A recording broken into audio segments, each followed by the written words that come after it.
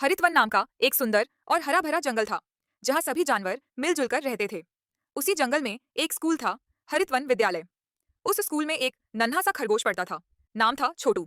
छोटू बाकी खरगोशों की तरह तेज नहीं था। उसका एक पैर जन्म से ही थोड़ा कमजोर था।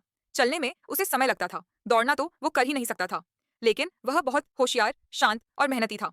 हर रोज जब छोटू स्कूल जाता, कुछ शरारती बच्चे जैसे गिल्लू बंदर, बिल्लू भालू और झुनझुन लोमड़ी उसका मजाक उड़ाते। अरे लंगड़ा आ गया, देखो देखो धीमी चाल वाला रॉकेट आ रहा है। छोटू सब सुनता लेकिन कुछ नहीं कहता, बस चुपचाप क्लास में जाकर बैठ जाता। वह अपनी किताबें खोलता और सबसे ज्यादा मन लगाकर पढ़ाई करता। उसे सबसे ज्यादा विज्ञान में रुचि थी। ग्रह, तारे, बिजली, मशीनें, ये सब उसकी दुनिया थी। उसकी विज्ञान की शिक्षिका मिसेज उल्लू उसे बहुत पसंद करती थीं। वे अक्सर कहती, छोटू तुम्हारे पास तेज दिमाग है, तुम एक दिन बहुत बड़ा करोगे। छोटू बस मुस्कुराता और पढ़ाई में लग जाता। स्कूल में एक घोषणा हुई, राष्ट्रीय विज्ञान प्रश्नोत्तरी प्रतियोगिता, नेशनल साइंस क्विज होने जा रही थी। पूरे देश के जंगलों से जानवरों के छात्र भाग लेने वाले थे। स्कूल से किसी एक बच्चे को चुना जाना था। छोटू ने भी फॉर्म भर दिया। जैसे ही बाकी बच्चों को पता चला, वो हंसने लगे। गिल्लू बोला, वो लंगड़ा क्या नेशनल क्विज खेलेगा? बिल्लू ने ताना मारा, उससे तो सवाल पढ़ना भी धीमा होता है। लेकिन जब परीक्षा हुई तो सभी हैरान रह गए। छोटू का चयन हो गया। वह हरितवन स्कूल का प्रतिनिधित्व करने वाला था। छोटू ने ठान लिया, अब तो जीत कर ही लौटना है।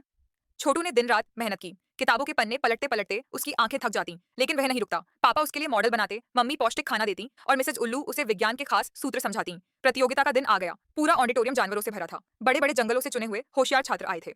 छोटू शांत बैठा था, ध्यान, साहस और आत्मविश्वास से भरपूर। कई राउंड हुए।